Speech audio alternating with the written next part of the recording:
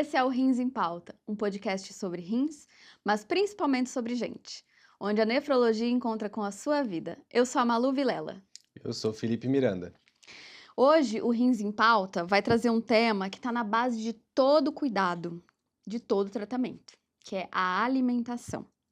Comer bem não é só uma questão de gosto, faz parte do cuidado fundamental da saúde, especialmente dos rins. E para essa conversa, hoje vamos receber a nutricionista Renata Rodrigues, especialista em nutrição renal pela Unifesp, também concluiu mestrado em ciências por essa instituição, tem uma ampla experiência em lidar com pacientes com doença renal crônica, diálise, transplante.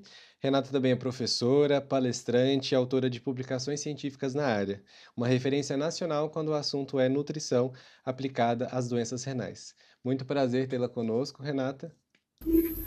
Oi, pessoal, o prazer é super meu. Muito feliz de estar aqui com vocês. Renata, o que te levou a escolher a nutrição e depois se especializar em nutrição renal, né? O que te despertou para trabalhar nesse campo? Olha, essa é uma pergunta difícil de resumir, mas foi um grande encontro, na verdade. A nutrição, na verdade, entrou na minha vida porque eu queria fazer gastronomia, sempre gostei muito de comer. Prazer em comer, para mim, foi sempre uma coisa muito presente. Ontem mesmo estava conversando com a minha mãe, desde criança, eu pedia comida, né?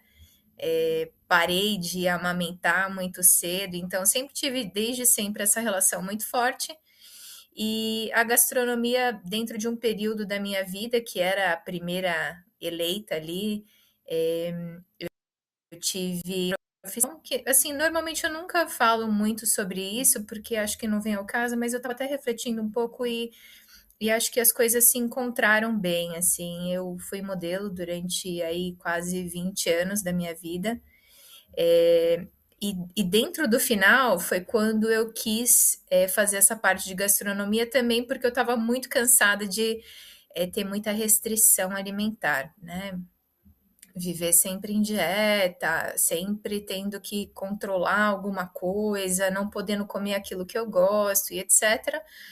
Bom, feito isso, eu em começar a trabalhar com gastronomia, mas nessa troca de profissão, gastronomia estava muito caro e etc. Então eu falei, vou fazer nutrição. Deve ser parecido, né?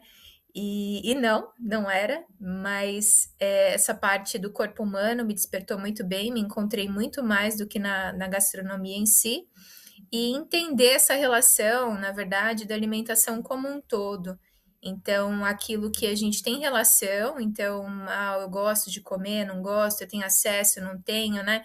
Que a gente na nutrição chama em fatores pré-deglutição, então são todos os fatores sociais relacionados ao comer. E temos aqueles relacionados ao comer, então como a alimentação é importante para o corpo humano funcionar e etc. E aí veio o match total quando eu conheci o rim.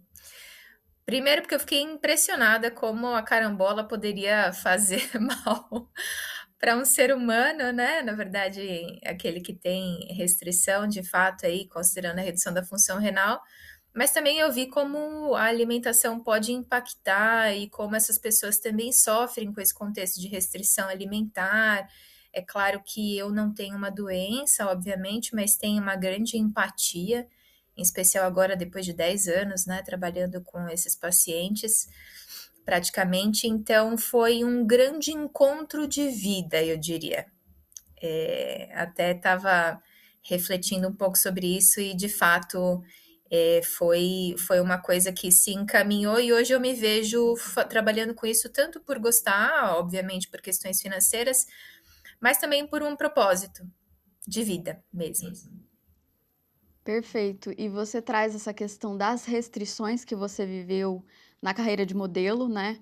Inclusive, a gente descobriu recentemente que ela trabalhou com um primo meu que trabalha em São Paulo com modelos. É verdade. Mas... Ele foi meu primeiro agente. O mundo é muito pequeno. Mas, enfim, essa questão das restrições e de pensar em como é importante que o profissional de saúde e a nutrição tenham um papel essencial dentro da doença renal crônica. saber que aquele paciente está vivendo muitas restrições e a gente sabe que o alimento, né, como você diz, não é só para suprir o corpo, mas ele supre ele nutre a alma, ele tem a questão afetiva.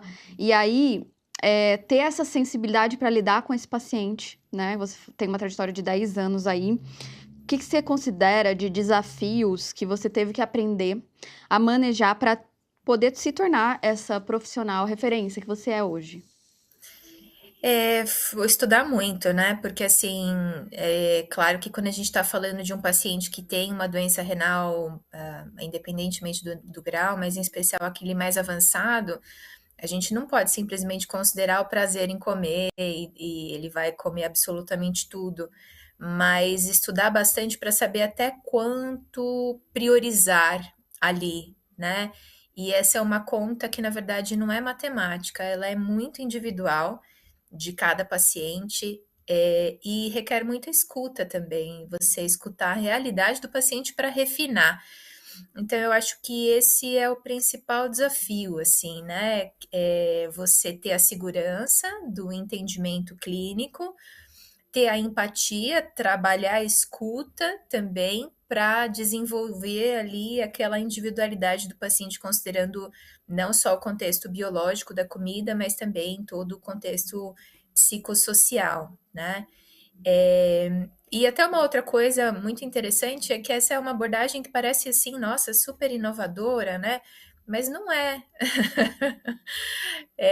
Eu acho que pelo fato de não termos muitos profissionais na nutrição e nefrologia, parece muito inovador, mas na verdade é algo que já é muito estudado, comportamento alimentar, né? O que é uma linha um pouco nova é essa abordagem dentro da nefrologia.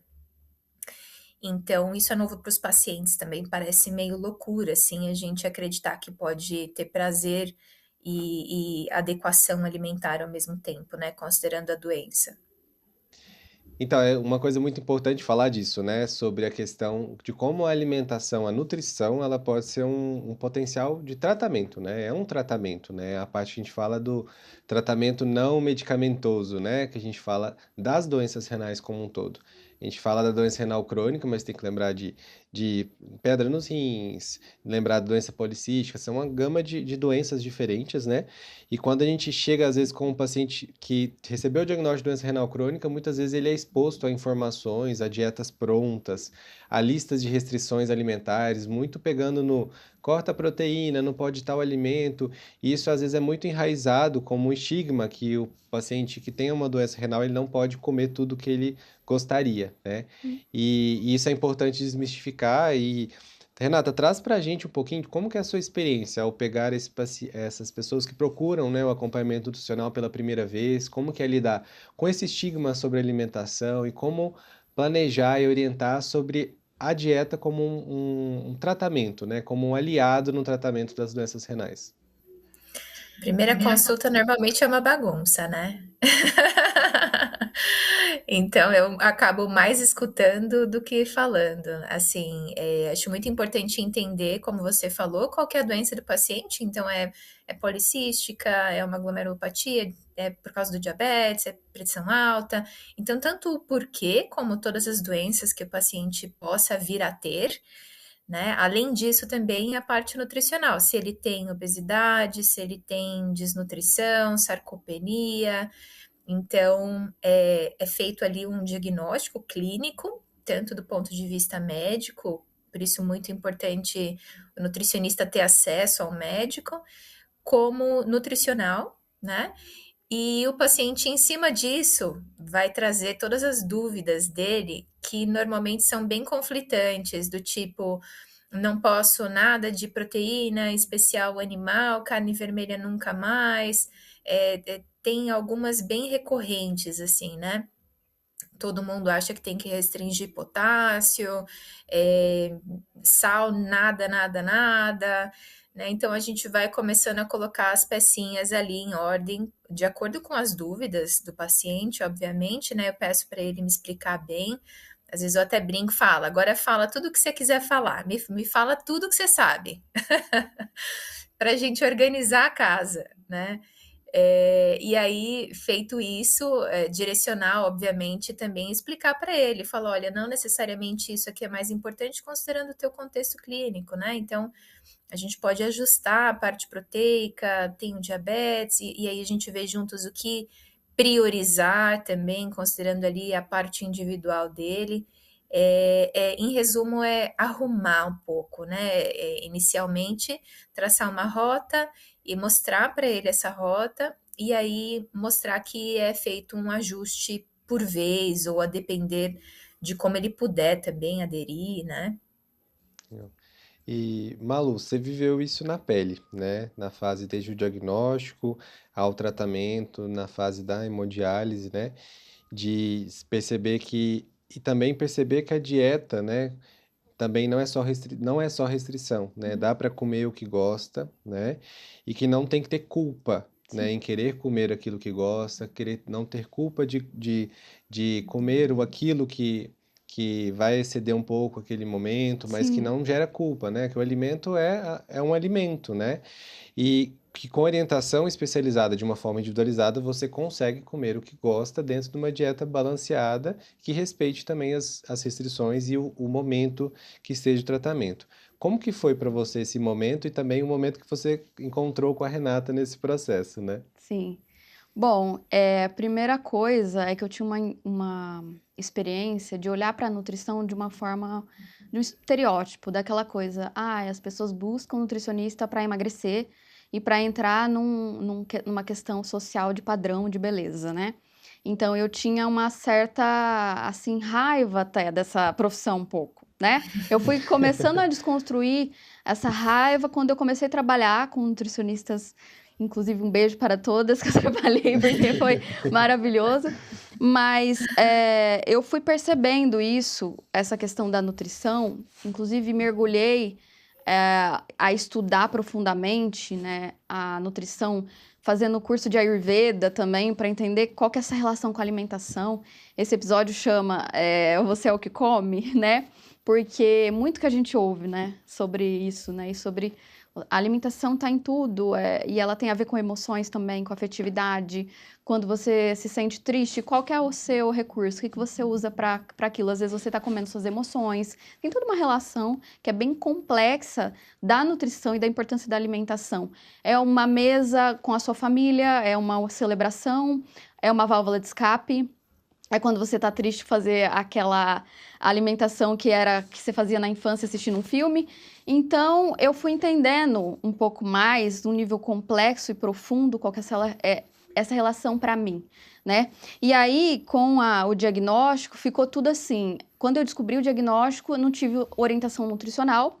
Ainda não tinha muito essa questão dos conteúdos na internet, né? Foi tanto que eu quis fazer para poder disponibilizar essas informações para as pessoas, mas, assim, eu não tive essa orientação lá no início. Então, era o estágio conservador, que a médica que me deu o diagnóstico não era nefro também, ela não sabe o que falar, ela falou, não come nada até você passar por um nefro, como é que eu não vou comer nada? E eu realmente não comi de tanto medo, e aí meu potássio despencou, meu sódio, eu tive que repor potássio e sódio para poder fazer diálise quando eu internei, então assim, foi uma coisa maluca e um sofrimento que assim, não precisa acontecer, né? Então, mas é só por meio dessa informação. Quando alguém me acessa no meu conteúdo, no diário, e alguém me fala, ai, o que você acha que eu devia? Eu falo assim, por favor, invista num nutricionista.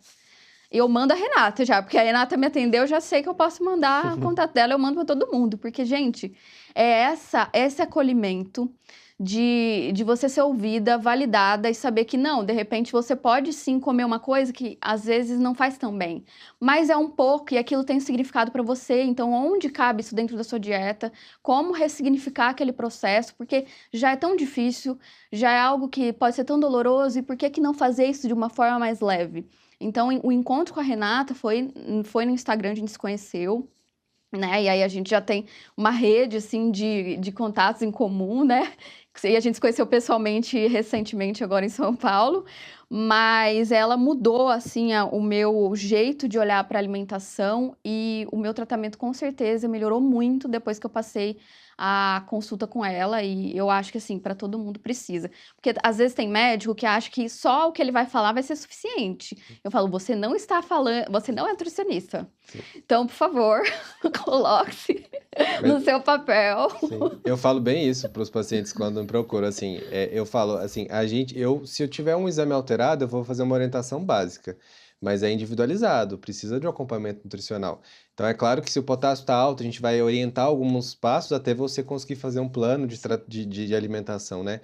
Mas uma única orientação básica para todo mundo não serve, né?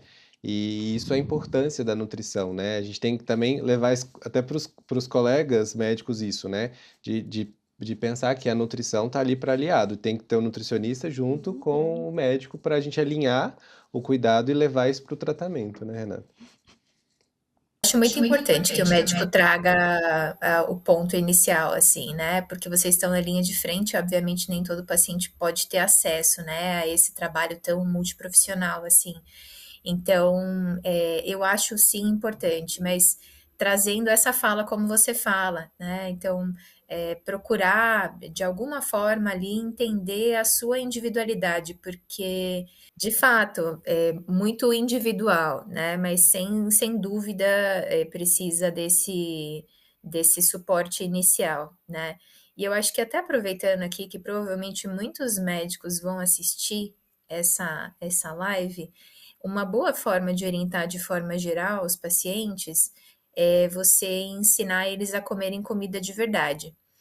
Então, reduzir o consumo de alimentos que têm influência industrial. E quanto maior a influência industrial, pior para os nossos pacientes. E até mesmo no contexto de prevenção, né, da doença renal crônica e de outras doenças crônicas. Então, isso é muito embasado já em literatura, né? E quanto maior o grau de processamento dos alimentos, ou seja, enlatados, compotas, né, que tem adição de sal, de açúcar, ou gordura, óleo, mas em especial aqueles mais processados, assim, que você vê pouco do alimento dentro, salgadinhos, biscoitos, pães também, com um monte de nome diferente na lista de ingredientes, o mesmo se aplica a alguns iogurtes. Essa leitura do rótulo dos alimentos e entender o grau do processamento é interessante. Então, eu acho que ter um material base sobre até o próprio guia alimentar para a população brasileira é muito importante que seja distribuído para a nossa população como base da alimentação. E aí, em cima você pode falar, olha, como você está com potássio alto, já esses alimentos aqui que têm menos potássio, que seriam mais interessantes, mas tendo a base uma alimentação mais natural, com menos sal e etc. E, Renata, aproveitando isso, falando sobre a alimentação, os desafios, quando a gente fala em relação a orientar, né, a pessoa que convive com uma doença renal. Tem aquele medo de errar, o medo do excesso de informação. Tem uma questão que é muito importante a gente falar, que é a questão de adaptar também custo, né? A gente sabe que tem a questão de acesso ao alimento, o custo, né, de fazer uma alimentação, muitas vezes, para o paciente ele não ter acesso a certos tipos de alimentos. Então, talvez, quando a gente orienta, por exemplo, reduzir proteína de tal fonte, talvez esse paciente não tenha condições de arcar com uma dieta com outro tipo de proteína, com outros alimentos que a gente orientaria a usar em troca de outros, né? Como que é lidar isso quando você falou que na questão do ambulatório do SUS, né, tendo essa vivência, né, desses dois relatos, como que é essa questão de influência do medo de errar, as informações e a questão do custo para essa dieta para o paciente? É muito importante, como eu comentei inicialmente, a escuta. Ter uma escuta, entender o que o paciente tem acesso também, isso tem que fazer parte daqueles contextos socioculturais que eu comentei ali, né? Não só do ponto de vista biológico. E é claro que pode ser, por exemplo, que o paciente tenha acesso a embutidos com mais frequência pelo custo.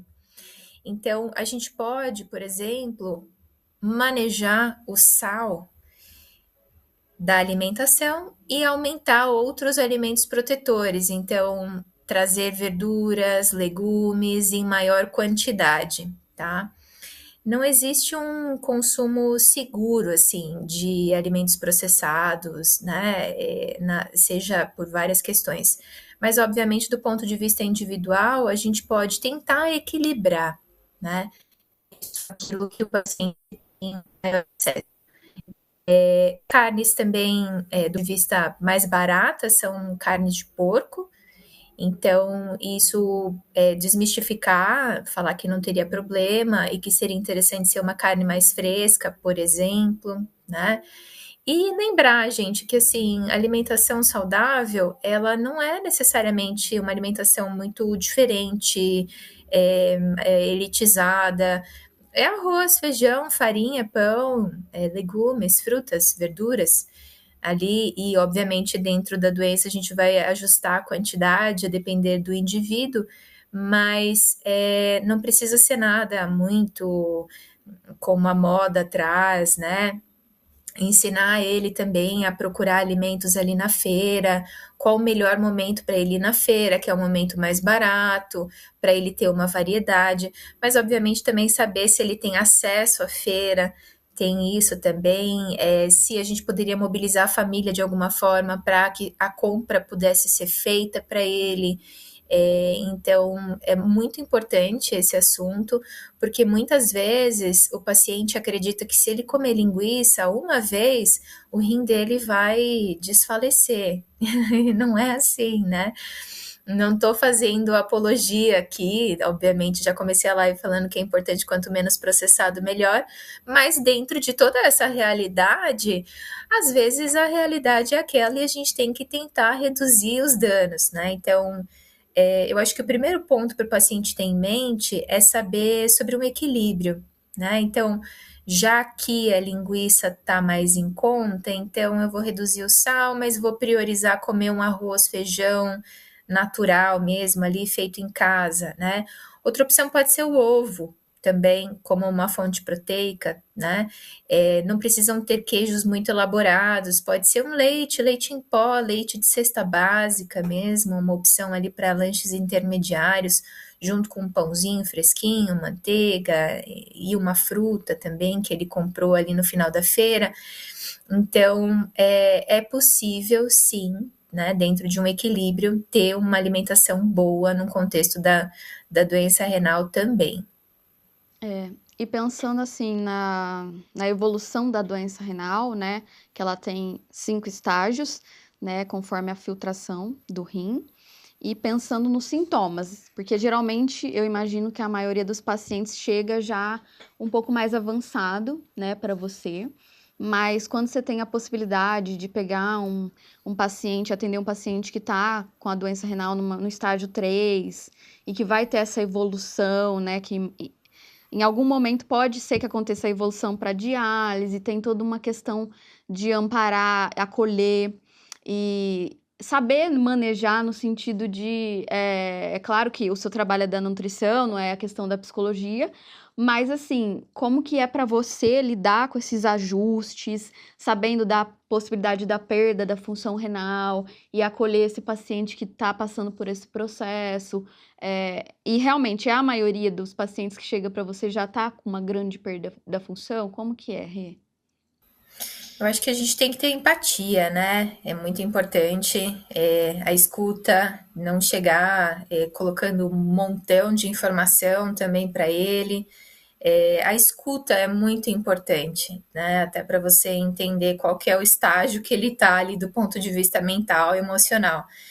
É claro que é aquilo que a gente falou, eu não sou psicóloga, mas eu acho que somos todos humanos e é importante ter um tato ali inicialmente. E de fato, os pacientes sim chegam mais avançados, com um tratamento nutricional aí até bem importante de ser aderido, mas mesmo assim, o primeiro contato ainda é sobre arrumar a casa, que é aquilo que eu falei no início, né? Então, escutar, pegar as confusões, começar a colocar em ordem e aí direcionar, e esse direcionamento pode ser até um pouco mais rápido, né?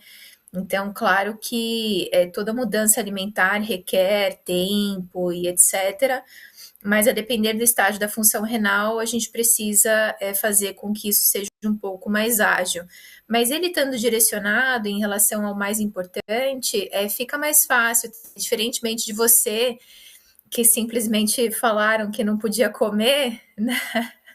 Ali ele vai tendo um direcionamento do que comer, quanto comer, como comer. Então, acho que já vai ser muito acolhedor também, já é muito acolhedor para o paciente, né? De qualquer forma, mesmo sabendo desse contexto da progressão. E a doença renal crônica avançada, então, quando a gente começa a melhorar a alimentação, ele vê melhora nos exames. Muitas vezes um tanto rápido, ali, ureia, potássio, fósforo. Então, ele fica animado para aderir, para seguir, né, também com os ajustes. E é muito importante isso, Renato, que você acabou de falar sobre adesão, né? Então, quando a gente fala que a nutrição é um potente aliado no tratamento, quando a gente falou de tratamento conservador em outros episódios, né? Justamente a gente conservar, a gente evitar, reduzir essa progressão a longo prazo, a nutrição entra nisso, né? Entra no ajuste da proteína, no ajuste dos alimentos. E que você acha que é o mais importante ali justamente para garantir a adesão do paciente ao plano de nutrição? É reavaliar constantemente? É o acompanhamento? O que você acha que mais influencia para essa adesão? Eu estava até pensando aqui, então eu acho que ele entender que não é esse bicho de sete cabeças, sabe? Inicialmente, essa conversa inicial, mostrar que a base da alimentação é uma alimentação que ele potencialmente já deve ter, arroz, feijão, coisas do dia a dia, né? E que os principais pontos ali, por exemplo, considerando o contexto proteico, ensinar para ele as principais fontes, por exemplo, as principais que temos são as carnes em geral, e que não é só carne vermelha, são todas as carnes, né? Ajustar a quantidade desses alimentos muitas vezes já é muito eficaz, né? Então, tem algumas orientações ali individuais que, obviamente, depois da escuta, você consegue dar para o paciente e melhorar, né? Otimizar. Mas a adesão vem muito também da vontade do paciente, obviamente, né? E eu acho que ele é muito aderente, muitas vezes, pelo próprio medo, que motiva ele ao medo. Então, na verdade, eu vejo esses pacientes aderindo demais até, querendo parar de comer tudo por muito medo, né? Em especial os mais avançados.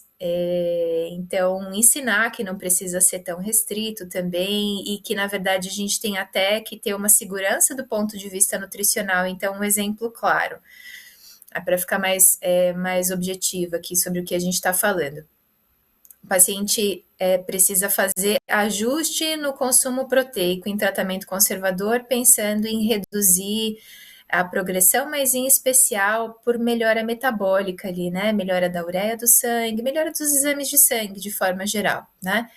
Então, aí ele vem consumindo menos até do que ele poderia consumir, então, por medo, né?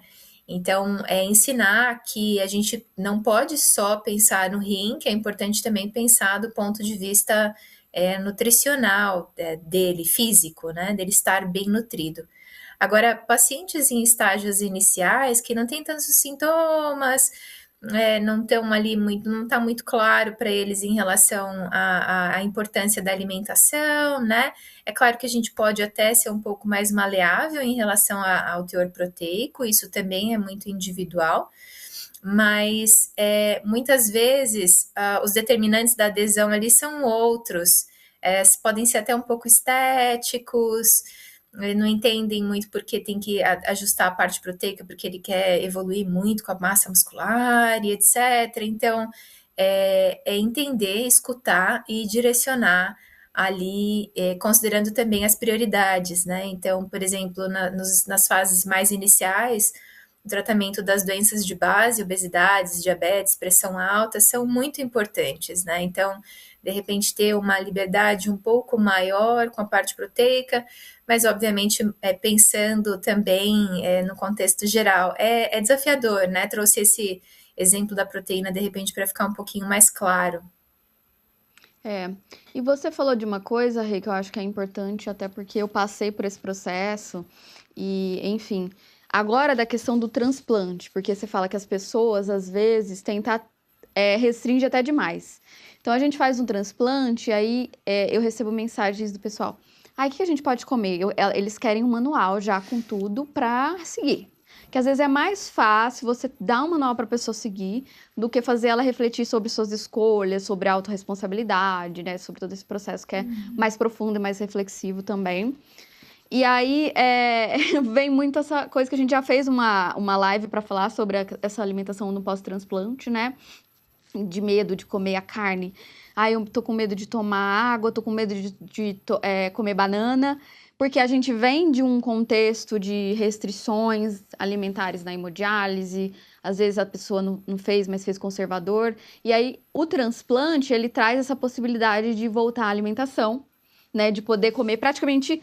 Eu tenho uma alimentação normal, né, eu não tenho nenhuma restrição, eu não como carambola, obviamente, mas é uma alimentação mais saudável possível, mas que me devolveu. Eu tive essa possibilidade de ter, né, esse tratamento que me devolveu isso. E aí também a gente tem que tomar outros cuidados depois, porque os medicamentos, eles também podem influenciar, né, na questão da alteração da glicemia, quando a gente fala do corticoide, o ganho de peso, porque tem toda essa questão de, eu não podia, agora eu posso, e aí vem aquela coisa emocional que é comer o mundo, e é natural, a gente não pode pedir, né? Eu acho que é bem esse lugar de calma, se dê o tempo de A poder lua de viver mel, isso. né? Sim, e depois recuperar, e é um processo que a gente atravessa, né?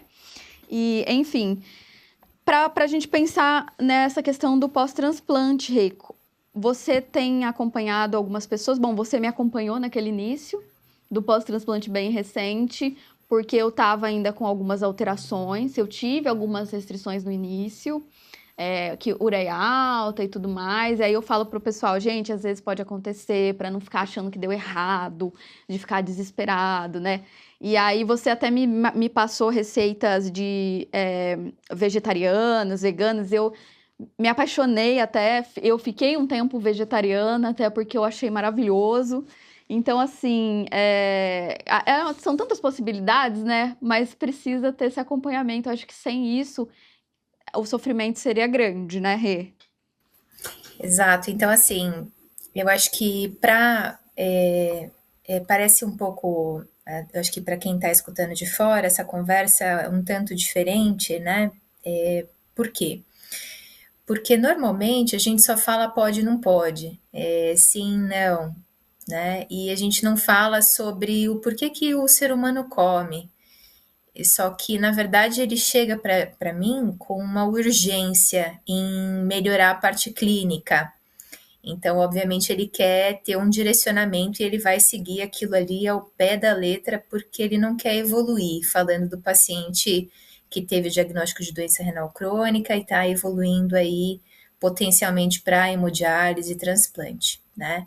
Então, veja que não tem como a gente tirar os determinantes do comer, mesmo no paciente com doença renal. Então, na fase pré-diálise, o determinante ali é não entrar em diálise. Da paciente muito mais aderente, fica com medo, né? Só que até esse medo em excesso e pouco direcionado por falta de informação, excesso de informação, que aí dá um belo de um podcast aqui, ele quando transplanta, ele se sente livre, porque finalmente aquele medo passou, né? Finalmente ele não tá mais vivendo ali, nossa, daqui a pouco eu vou ter que dialisar, enfim, ou vou ter que manter a rotina de diálise, né? E etc. Então, os determinantes do comer do pós-transplante são outros. Eu quero viver a minha vida, eu posso viajar, né? Que eu chamo de pós-transplante lua de mel. Só que aí a gente tem, além dos determinantes do comer, né, temos também uma nova fase clínica, que é aquilo que o corpo está passando, obviamente, né, do ponto de vista biológico. Então, ele recebeu um novo órgão, está fazendo um tratamento para não rejeitar aquele órgão, e aquele órgão pode funcionar de 100% a, sei lá, 10%, depende, né? Do quanto foi de fato bem sucedido. Então, além de toda essa carga que ele traz aí ao longo do tratamento, ele está ganhando um novo tratamento. Então, eu acho que é muito importante a gente pensar que é um tratamento, primeiro ponto, né? Entender qual que é a fase ali que o paciente tá. Então, ele tá realmente com o rim ótimo, funcionando bem, tá em lua de mel, e sim respeitar, como você falou, existe a possibilidade, obviamente, de respeitar, mas sempre trazendo para ele ali a premissa que eu trouxe para vocês, de que é importante ter uma alimentação natural, a gente quer prevenir que venham mais complicações e que venham machucar aquele rinzinho ali que ele ganhou, né? Então, para mim, como profissional, é um pouco mais claro deixar esses setores todos organizados, né? Então, fazer um diagnóstico até do momento do comportamento do paciente. O paciente está pré-contemplativo, assim, ele não quer falar de alimentação, não é o momento, deixa ele viajar. Ou no seu caso, nossa, ela realmente não quer perder o enxerto, está muito preocupada, né? E lembra que você já estava nessa parte da Ayurveda e tal, e que a gente optou por essa linha mais do vegetarianismo. Então, veja que até a alimentação a gente consegue individualizar em todos os cenários, em todos os pontos, do ponto de vista de comportamento, fase do tratamento, medicamentos, respostas e também evoluir de acordo com os exames, né, do paciente. Então, essa leitura inicial que eu já trouxe para vocês aqui reforça muito importante que é a escuta. E como o maior desafio que eu trouxe é a importância dos estudos, né? De estudar, obviamente, para não cometer ali não trazer nenhum prejuízo para o paciente. Você poderia estar falando uma coisa que realmente é muito importante, mas do ponto de vista clínico, mas está deixando para lá porque quer ser legal, também não é assim, né? E Renata, para a gente falar para quem está assistindo a gente aqui, que talvez conheça alguém ou seja uma pessoa que recebeu o diagnóstico de doença renal crônica ou que já tem esse diagnóstico, mas que quer falar sobre alimentação, que quer buscar sobre isso, o que seria a sua mensagem para dar para essa pessoa que está buscando isso, de lidar com a alimentação, a esperança, o autocuidado? Qual seria a sua mensagem? Olha, a alimentação de fato é muito importante e quanto mais natural, melhor para o seu rim, independentemente da fase da doença. Nada em excesso é muito bom, tanto para o rim quanto para a mente e para o coração também, né? Do ponto de vista emocional. Então, não vão ser algumas exceções que vão, de fato, colocar o tratamento por água abaixo. Mas caso você venha a ver que grandes exceções e que a sua alimentação não está com uma boa qualidade, procurar profissionais para te ajudar nesse sentido. Então, um psicólogo, um nutricionista, né? Isso a gente pode tentar dentro da rede do SUS mesmo, ou dentro do contexto ali pago, né? Dentro do que o paciente puder, obviamente. Eu acho que essa é a maior mensagem. E assim, temos como aqui canais de boa informação. Então, eu tenho certeza que o paciente já vai sair daqui vendo o que é muito processado, industrializado no armário dele ali, para começar a reduzir o consumo, sem terrorismo, né? Então, se eu puder trazer um exemplo aqui, eu e Malu conversamos algumas vezes sobre o miojo, o quanto o miojo reflete a infância, que o miojo muitas vezes reflete a infância, né? Remete à infância.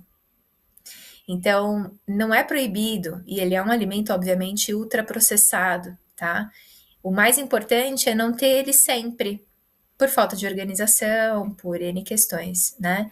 Então, reduzir o consumo é interessante, mas não deixar o seu lado criança também absolutamente de lado, não tem a necessidade. E o único alimento proibido de fato é a carambola. Verdade. Bom, então a gente falou aqui nesse episódio que o diagnóstico não é o fim, né? A gente pode aprender a lidar, e muitos episódios a gente fala sobre isso, sobre a importância da gente aprender como lidar, né? Mas é um cuidado, e a alimentação faz parte disso, ela é muito importante na nossa vida, todo mundo faz alimentação, então não é só quem tá com algum problema renal, mas a gente precisa falar também muito sobre a prevenção de várias outras questões de saúde, a alimentação entra muito nisso. Então, dá para viver bem com a doença renal crônica, manter os rins quando você está descobrindo numa fase inicial, quando você está transplantado. Então, assim, tudo é possível e dá para fazer da melhor maneira. E quando se tem acompanhamento, melhor ainda, porque aí realmente você começa a ter clareza, um pouco menos de culpa. E eu vejo a nutrição muito nesse sentido, né? E Renata, muito obrigado por ter participado com a Eu gente que desse agradeço episódio. imensamente. E, e a gente tem que saber que quando o paciente, nutricionista, médico, equipe multidisciplinar atuam juntos, os resultados vão aparecer, né? Então isso é o mais importante que a gente deixa de mensagem aqui para todo mundo que está assistindo. E é isso. Perfeito, muito obrigada, pessoal. Obrigada. Esse foi mais um episódio do Rins em Pauta. Compartilhe com seus amigos e nos siga. E até o próximo episódio.